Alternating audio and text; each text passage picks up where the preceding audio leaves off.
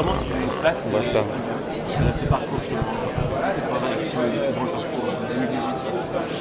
Eh bien génial, beaucoup de dunes, beaucoup de sable, donc ça veut dire pour moi beaucoup d'occasions de briller. Je pense que malgré ça, il y aura beaucoup de navigation, il va falloir essayer de s'adapter. Les dunes du Pérou sont certainement bien différentes de celles du Touquet, donc il va falloir chaque jour essayer de performer. Je pense que le Dakar va être très long. Je m'attends à un rallye très long. Ma première sensation là, c'est de dire qu'il va falloir être patient. Pas s'enflammer trop, même si on aura envie au début, parce qu'on se dit que dès le début il y a l'occasion de faire des différences avec les dunes. Mais je pense que malgré ça, tout le monde a vu les dunes comme étant le principal élément du prochain Dakar. Sauf que je pense que la deuxième semaine sera aussi très compliquée et c'est jamais terminé, donc jusqu'à la fin. Comment se prépare justement pour le long de l'année, pour le franchissement des dunes? C'est le franchissement avec une certaine vitesse qui nous intéresse. On essaie d'en pratiquer un maximum, donc de faire d'autres rallyes. Il y a un championnat du monde des rallyes raids. Je suis allé notamment en Argentine, au Chili, au Pérou cette année. Là en septembre on a fait un rallye au Pérou pour essayer d'apprendre à les lire, parce que toutes les dunes sont différentes.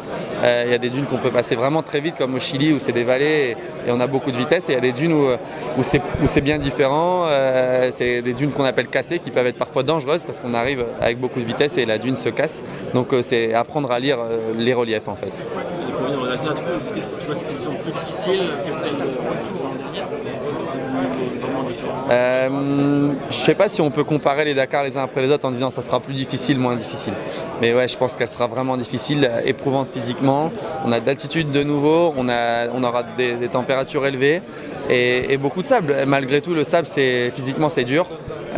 Pour la moto également, ça fait vraiment chauffer les moteurs. Donc je pense que je pense qu'il va vraiment, ça va être complet.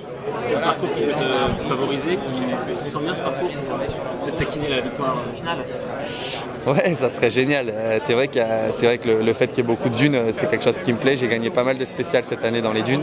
Maintenant, l'une des clés sera aussi la navigation. Il n'y a pas que la vitesse qui compte, loin de là sur un Dakar, la navigation, la résistance dans le temps et je pense physiquement être vraiment prêt à rouler vite pendant 15 jours. Je pense aussi être prêt à rouler vite dans le sable quand j'en aurai l'occasion, mais il faut encore que j'apprenne un peu sur la navigation, que je fasse mon expérience et c'est aussi dans ce but-là que je me lance sur ce prochain Dakar. C'est quoi ton objectif?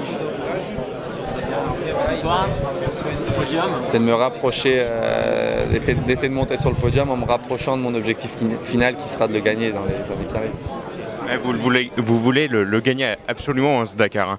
C'est une course qui manque à votre palmarès. Ouais, c'est une course qui me fait rêver depuis gamin, comme m'a fait rêver l'Enduro du Touquet.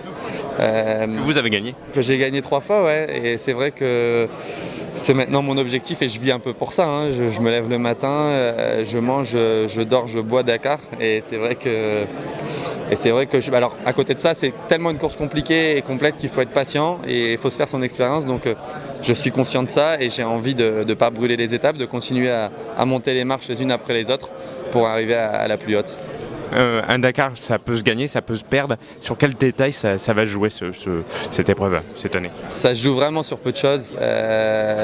Ça peut jouer sur la mécanique, ça peut jouer sur le sport, ça peut jouer sur la navigation notamment. Vous savez, on se trompe de 5 degrés sur un cap et on loupe un waypoint. Et un waypoint, c'est des pénalités tellement importantes que... Ouais, non, il faut vraiment... Il faut être attentif à tout, il faut être concentré et ne rien laisser au hasard, ne rien laisser passer. Merci à vous.